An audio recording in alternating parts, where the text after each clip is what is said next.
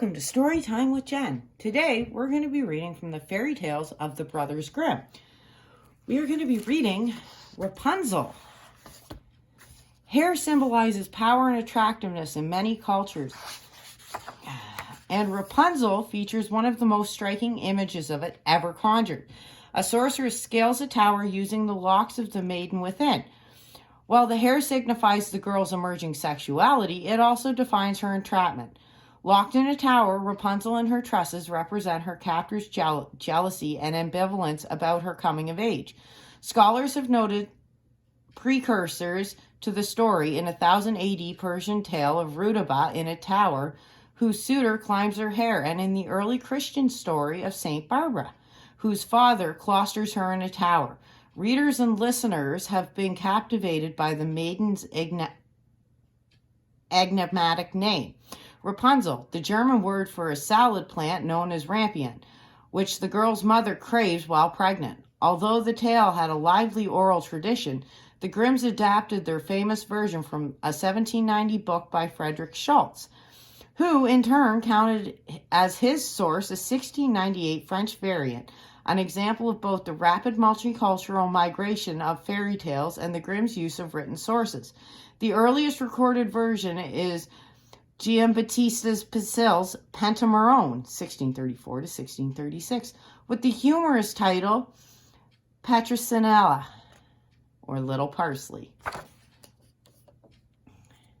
There once were a husband and wife who had long yearned for a child, but to no avail.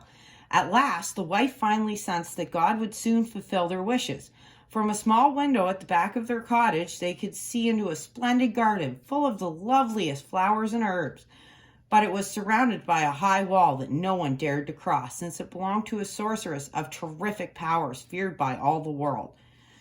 One day, the wife was standing at her window looking into the garden when she spied a particular bed thick with the most beautiful, buttery-looking Rapunzel.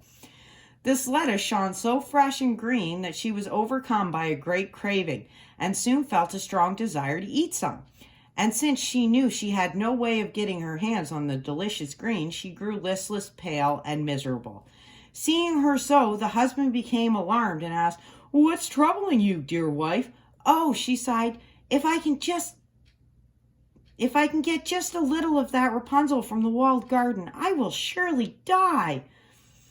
The husband cared for her greatly and thought, "Before I let my wife die, I must go down and get her that lettuce, come what may."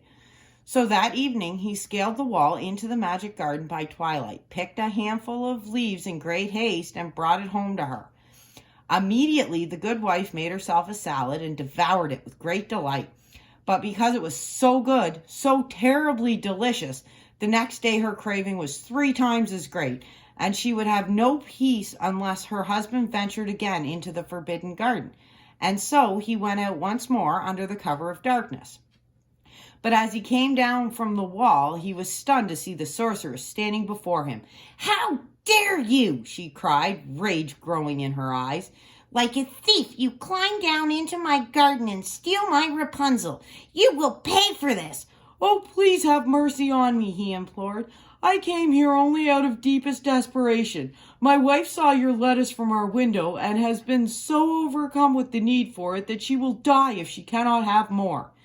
The anger began to fade from the sorceress's face, and she replied, "If this is as you say, I shall let you take as much Rapunzel as you like, but on one condition.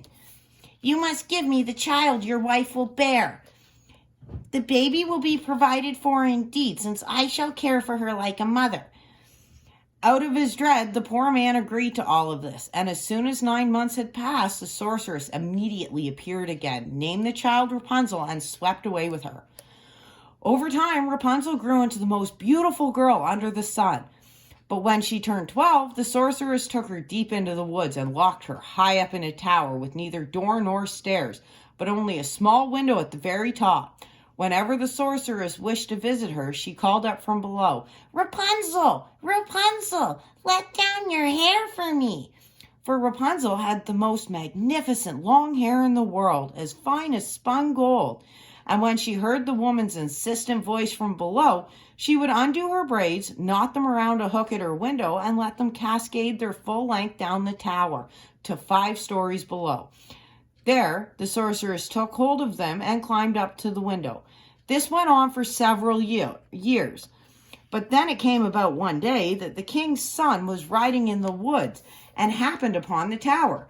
He could hear a voice so ravishing that he was brought to a halt and listened intently. It was Rapunzel, who in her loneliness spent her time singing, her sweet voice echoing through the woods. The prince wanted immediately to climb up to this wonderful being, but when he searched for an entrance, there was none for him to find. So he rode home, but her song had touched his heart so deeply that every day he went back to the woods to listen. One morning, as he eavesdropped from behind a tree, he saw the sorceress and heard her cry, "Rapunzel, Rapunzel, let down your hair." Whereupon Rapunzel tossed down her long shimmering golden hair, and the sorceress shimmied up, hand over hand. "Is that the ladder one needs to reach her? If so, I'll try my luck," he thought. So the next day, as darkness was falling, he came to the foot of the tower and called up, "Rapunzel, Rapunzel, let down your hair." Just then her tresses flowed down, and the prince made his way high up to the window. At first, Rapunzel was taken aback when she saw a man climb into her chambers, since in all her life she had never seen one like him before.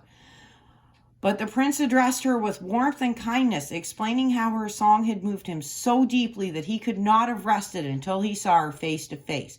Rapunzel's initial fear melted away, and when the prince asked whether she would be with him always, seeing how young and handsome he was, she thought, "He will treat me more lovingly than the old sorceress," and accepted straight away, placing her hand in his with the words, "I will happily go with you, but I don't know how I can get down from here. Each time you come, bring a strand of silk, and I will weave a ladder. When it is finished, I will climb down and ride away with you." And they agreed that he would come each and every evening, since the old sorceress only came by the light of day. The sorceress noticed nothing of this plan until one day Rapunzel let slip, "Tell me, how is it that you are so heavy to hoist up here? It takes my young prince just a single instant." "Oh, you godless child," cried the sorceress. "What words do I hear coming from your mouth? I thought I had sealed you off from the world forever, but you have betrayed me." In her fury, she grabbed Rapunzel's beautiful locks, wrapped them around her left hand, seized a pair of scissors with her right, and snip, snap, the hair was gone.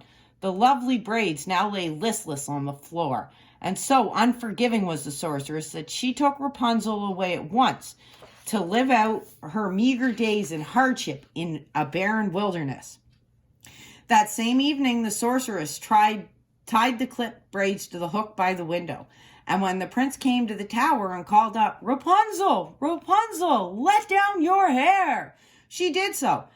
As he expected, up the prince climbed, but at the top he found not his beloved, but the sorceress, who stared him down with her vengeful, poisonous gaze. "Ha!" she sneered. "You have come for your little dearest, but the pretty little birdie is no longer in its cage. The cat came for him, and now it will scratch out your eyes. Rapunzel is forever lost to you. Never shall you set eyes on her again." The prince was beside himself with heartbreak, and in his desperation he leapt from the window. His life was spared, but the thorny bushes that broke his fall poked out his eyes. And so he passed his days wandering blindly through the woods, eating only roots and berries, and able to do nothing but cry for his lost love.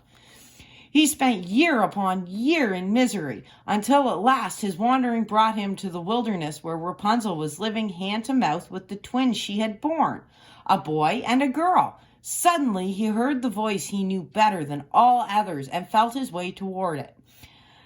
As he drew closer, Rapunzel recognized him and threw her arms around his neck. And as she wept with joy, 2 of her tears flowed into his eyes, healing them and restoring his sight. And so, together, they went to his kingdom, where they were received with elation, and where they lived for many, many joyous years, happy and contented. The end. That's it for today's episode of Storytime with Jen. Don't forget to like and subscribe, and we will see you tomorrow.